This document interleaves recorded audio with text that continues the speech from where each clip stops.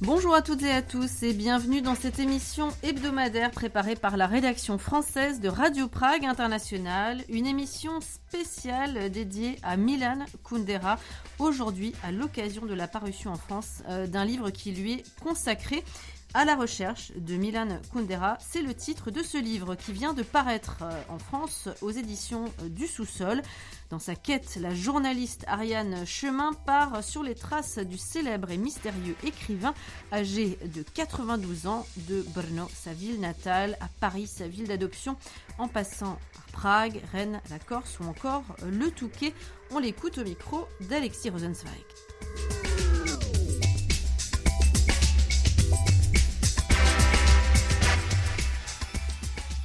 Bonjour Ariane Chemin. Bonjour. Alors votre nouveau livre, À la recherche de Milan Kundera, est-ce que vous avez le sentiment, après ces quelques mois passés entre la République tchèque et la France, de l'avoir trouvé, cet écrivain Milan Kundera?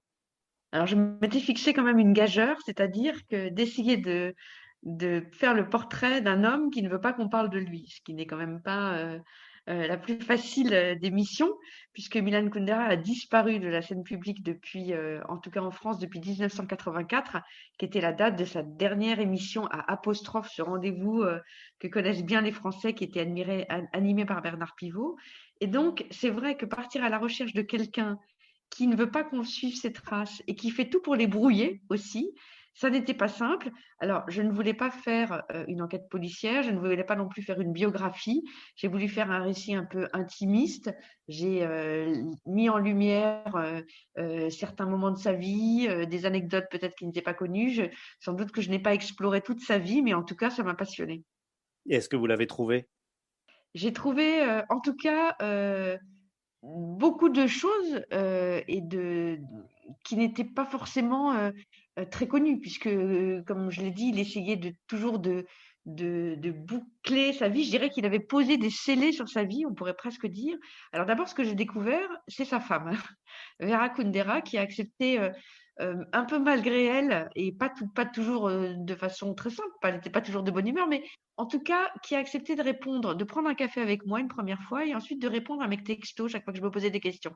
Alors, elle n'était pas toujours d'accord pour répondre. Par exemple, je me souviens très très bien d'un jour, je lui disais, écoutez, j'ai absolument besoin de savoir quelle année vous êtes mariés. Elle a dit, je ne m'en souviens pas, je ne sais pas, parce qu'elle voulait pas me le dire. Parfois, elle répondait pas. Parfois, elle disait, je trouve que vous en savez trop sur nous. Et parfois, au contraire, elle s'amusait, elle m'aidait. J'ai en souvenir un épisode où en plein été, elle m'avait envoyé un texto en me disant où êtes-vous? Et je lui avais dit je suis en Corse. Et elle m'avait dit oh, c'est vraiment là où nous avons été le plus heureux, m'a-t-elle écrit par texto. Je me souviens d'un village où nous avions chanté et récité des poésies. Et donc je suis partie pour essayer de retrouver ce village. Et quand je l'ai retrouvé, non sans mal, parce que finalement elle ne m'avait pas beaucoup aidée, eh bien elle m'a envoyé un texto en me disant hurrah. Alors ça l'a amusée par exemple. D'ailleurs, l'hôtel a nommé la chambre, la suite, au nom de l'auteur encore, c'est bien ça? Exactement, il y a un hôtel près d'Ajaccio, magnifique, dans la baie d'Ajaccio. Et c'est aussi un endroit où ils étaient passés. Et la chambre qu'ils ont louée pendant presque un mois, où Milan Kundera a écrit la moitié d'un de ses livres, eh bien, il y a un petit panneau qui signale. En tout cas, ils ont enlevé le panneau, mais dans l'hôtel, on continue à dire la suite Milan Kundera. C'est pas vraiment une suite, mais c'est pour rire. Alors, Vera Kundera en France, semble en effet elle-même contrôler l'image de son mari. C'est elle qui reprend le téléphone quand vous entendez enfin la voix de Milan Kundera? Oui, parce qu'en fait, Milan Kundera était un auteur de jeunesse pour moi. C'est-à-dire que je l'ai lu quand j'avais 20 ans, comme beaucoup de gens. Et quand on lit un livre à 20 ans, c'est pas tout à fait la même chose que quand on le lit quand on en a 40 ou 50. On a un côté un peu midinette quand on a adoré un livre. Et je m'étais dit, si un jour je pouvais rencontrer Milan Kundera, j'adorerais. Et je le voyais passer de temps en temps dans le 7e arrondissement de Paris, là où il habite, mais je n'osais pas l'aborder parce que il m'intimidait, en fait, je crois. Et finalement, c'est grâce à ça, à mon métier de journaliste et ensuite à ce sujet d'enquête que je me suis choisie pour mon journal, Le Monde, que j'ai pu tenter de l'approcher puisque j'ai essayé de dresser tous les plis, de me fondre dans les plis de sa vie. Et à la fin de l'enquête que j'ai d'abord publiée dans Le Monde, avant de l'augmenter et d'en faire un livre, à la fin de l'enquête, le soir, je me souviens du dernier épisode, Vera Kundera m'avait téléphoné Et pendant qu'elle me parlait, Milan Kundera lui a pris le téléphone des mains.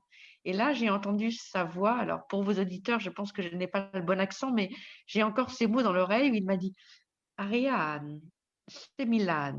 Et il commençait à me dire des choses très douces et très gentilles, je dois dire. Et à ce moment-là, Milan Kundera lui a repris le téléphone. Donc, je n'ai pas eu la fin de la phrase, mais c'était déjà pour moi beaucoup. Alors, des choses très douces parce qu'il avait aimé votre série d'articles publiés dans Le Monde? Ça m'a beaucoup interrogée parce que je me suis dit, au fond, force de se barricader comme ça, il avait fini par disparaître. Il y a beaucoup de gens d'ailleurs en France qui ne savent pas très bien, qui ne savent même pas qu'il habite à Paris. D'autres se figurent parfois qu'il est déjà mort. Et je me suis dit, ça ne doit pas être facile et peut-être qu'il a éprouvé plus de plaisir qu'il ne le pensait finalement à relire des bribes de sa vie, à apprendre peut-être aussi des choses parce qu'il y a aussi des bouts. Par exemple, quand j'étais à Prague, j'ai eu la chance de pouvoir consulter le dossier que la STB, la police secrète tchèque, lui avait consacré. Et ce dossier, le couple Kundera ne l'a jamais vu, ne l'a jamais épluché. Et donc, il a peut-être aussi appris des choses. J'ai évidemment pas tout raconté parce qu'il y avait quelque chose qui était vraiment de l'ordre de l'intime. Et c'est pour ça qu'on voit ce que ces méthodes avaient de terrible, puisque dans ces pages de dossier, eh bien, je voyais des secrets dont qu'eux-mêmes ne connaissent pas forcément. Et peut-être qu'au fond, je me suis posé la même question que vous. Est-ce que finalement, il ne s'est pas privé de quelque chose en s'enfermant comme ça dans l'oubli? Qu'est-ce qui vous a marqué le plus dans ce dossier de la police secrète STB? Ce qui m'a marqué, c'est ce qu'on peut. J'ai pensé beaucoup au film La vie des autres, qui lui raconte ces mêmes affaires d'espionnage, mais en Europe de l'Est, en Allemagne de l'Est plus exactement. Ce qui m'a frappé, c'est l'énergie déployée par les policiers à rapporter en 3 exemplaires des tas d'épisodes qui n'ont aucun intérêt, un café pris ici, une promenade dans tel parc. Ce qui m'a aussi frappé, c'est évidemment, ce sont les gens qui parlent, les gens qui racontent, les gens qui, à peine terminé une conversation avec Milan Kundera ou avec Vera Kundera, s'empressent d'aller rapporter. Donc, ça, évidemment, je n'en ai pas l'habitude et j'ai trouvé ça terrible. La lecture de vos articles publiés dans Le Monde intervenait peut-être également dans un contexte encore particulier, un nouvel épisode de ce désamour entre son pays de naissance et l'écrivain, avec la publication d'une nouvelle biographie très dure envers l'auteur. Vous semblez d'ailleurs avoir été surprise par l'absence de référence à l'écrivain dans son pays de naissance, à Prague comme à Ah, mais Brno. ça a été pour moi une stupéfaction. C'est-à-dire, quand j'arrive à Prague, je pense que je vais faire le Kundera Tour.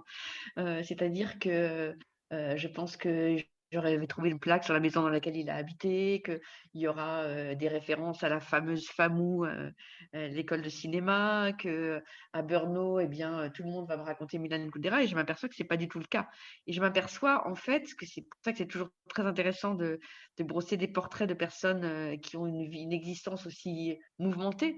C'est qu'à Prague, eh bien, il est l'homme qui est parti, qui a fui. Et j'avais été frappée par cette phrase que beaucoup de gens me rapportaient, qui me disaient voilà, Milan Kundera, il est parti en France, il est devenu écrivain, et Václav Havel, il a fait de la prison, il est devenu président. Je me souviens très très bien de cette phrase, par exemple. Et donc, évidemment, que Prague n'a pas la même perception de Milan Kundera que Paris peut l'avoir. Et c'est en ça que c'est intéressant. Ça vous a marqué cette mise en opposition entre Václav Havel d'un côté, Milan Kundera de l'autre?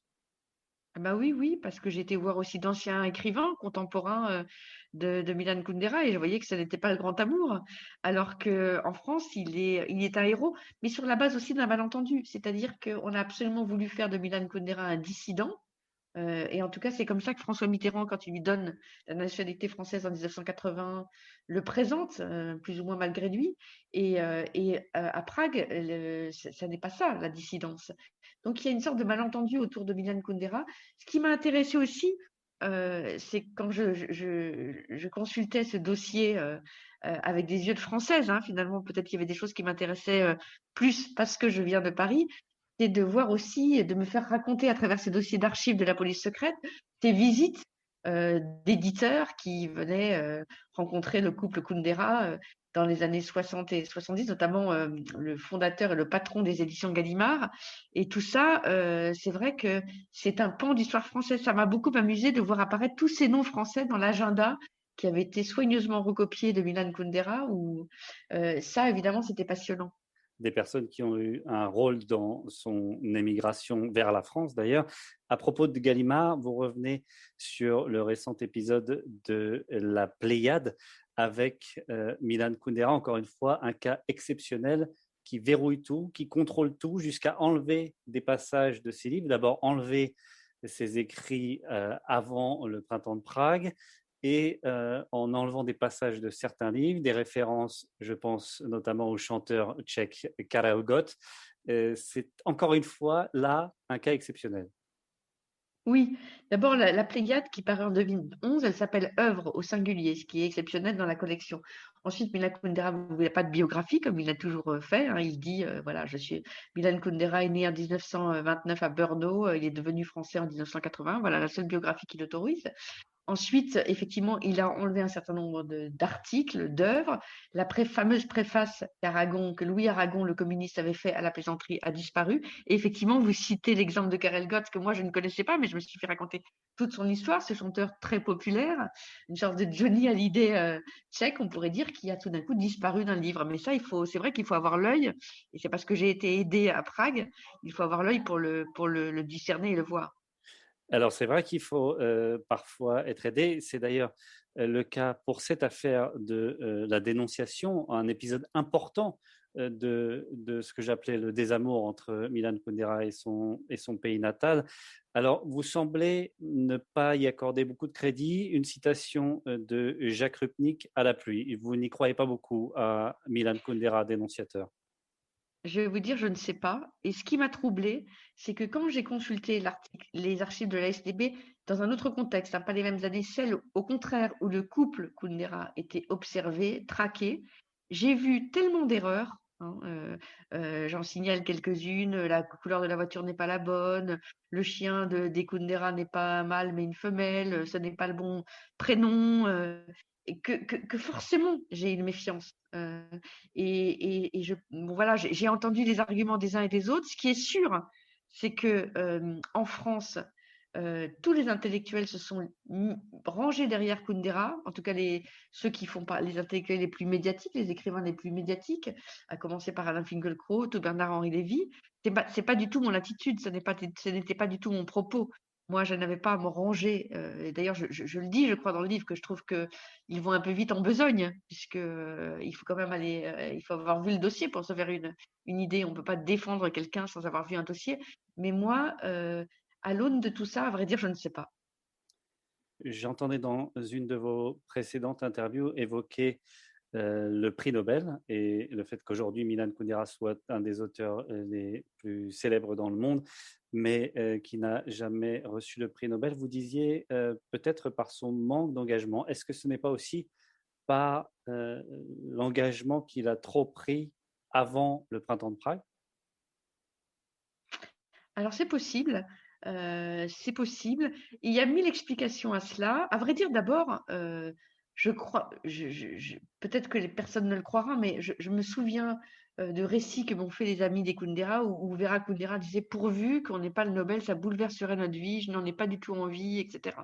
Bon, mais c'est pas pour ça qu'ils n'ont pas eu le Nobel. Évidemment, je pense que il y avait aussi cette opposition avec feutrée avec Václav Havel, qui a pu jouer aussi dans le fait qu'il n'ait pas le Nobel. Et puis il y a plein d'autres écrivains qui le méritaient et qui n'ont pas eu. Je pense à Philippe Roth. Et finalement, au moment où il pouvait l'avoir, est-ce qu'il n'était pas, il avait peut-être été trop politique au début et pas assez à la fin. Et c'est vrai qu'aujourd'hui, le Nobel a tendance à récompenser plutôt des formes d'engagement qui ne sont pas celles, qui n'est pas la façon d'être de Milan Kundera. Ariane Chemin, comment est-ce que vous expliquez qu'aujourd'hui Kundera puisse avoir autant de succès en Chine? C'est très mystérieux. D'abord, je pense Milan Kundera, il a une stratégie. Il dit à un moment à un de ses amis, Christian Salmon: tu sais, Christian, dans la vie d'un écrivain, la moitié de la vie d'un écrivain ou du travail d'un écrivain, c'est la stratégie. Et ça, il l'a fait de manière discrète, mais efficace, hein. Quand, par exemple, il choisit de publier des livres à l'étranger, par exemple en Espagne, avant de faire publier un livre en France, c'est le cas pour ses derniers livres écrits en français, c'est parce qu'en fait, le précédent n'a pas très bien marché et c'est une stratégie éditoriale concertée avec son éditeur, Antoine Gallimard. Ça, c'est sûr. En Chine, est-ce que c'est parce que c'est une littérature du confinement, de l'enfermement? Est-ce que c'est parce que il raconte un monde occidental que la Chine ne connaît pas? Je ne sais pas, mais en tout cas, c'est vrai que son succès là-bas est considérable. Vous racontez dans vos conversations, vos échanges avec Vera Kundera, que l'âge venant, il y a comme un ras-le-bol de la France, en tout cas de Paris, du Touquet aussi, puisque elle ne semble plus être très friande de ces week-ends passés au Touquet. Est-ce que vous pensez que sans ces affaires de dénonciation, d'archives, qu'elles soient vraies ou fausses, le couple aurait peut-être eu la velléité de revenir en République tchèque? J'en suis sûre. Je pense qu'ils auraient voulu revenir en République tchèque. Et elle le dit d'ailleurs, je crois que je la cite, elle dit maintenant c'est trop tard. Et donc, c'est en cela que leur existence est assez tragique. D'abord parce que les Kundera ont été les plus européens des hommes et des femmes. Et ensuite parce que à l'aube de leur vie, ils ne savent plus vraiment où ils habitent. C'est-à-dire qu'ils ne savent plus très bien quelle est leur patrie. Et donc le dernier geste sans doute que fera Milan Kundera, c'est de donner toute sa bibliothèque et puis les quelques archives qui leur restent, puisqu'ils en ont détruit beaucoup, hein, y compris leur correspondance privée à eux deux. Il les donnera à une bibliothèque de Brno, sa ville natale, mais on voit bien qu'il y a une sorte de déchirure et je trouve que Kundera, il raconte très bien la tragédie de l'Europe et le tragique de sa fin de vie le raconte aussi. Et d'ailleurs, désabusé concernant l'Europe, l'Union européenne en tout cas? Écoutez, oui, il y a cru à l'Europe des petites nations, comme il disait, et on voit bien qu'aujourd'hui elle est mise à mal.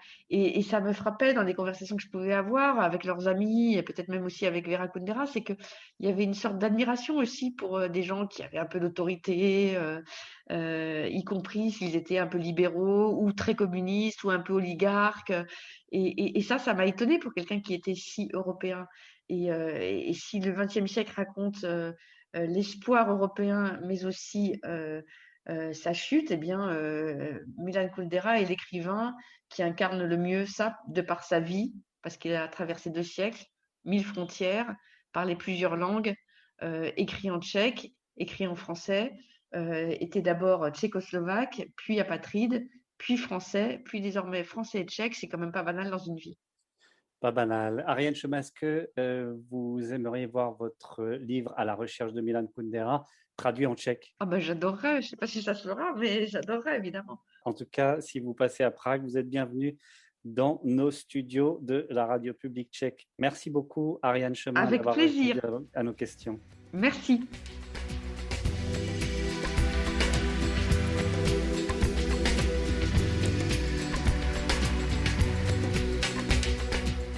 C'est la fin de cette émission préparée comme toutes les semaines par la rédaction française de Radio Prague International et qui a été présentée aujourd'hui par Anna Kubishta. Notre adresse internet, vous le savez, c'est le www.français.radio.cz. Le reste de l'actualité tchèque en français, c'est également sur les réseaux sociaux. N'hésitez pas à aller consulter notre compte Twitter, mais également notre page Facebook. Merci à toutes et à tous de votre fidélité. Bon vent et ahoj.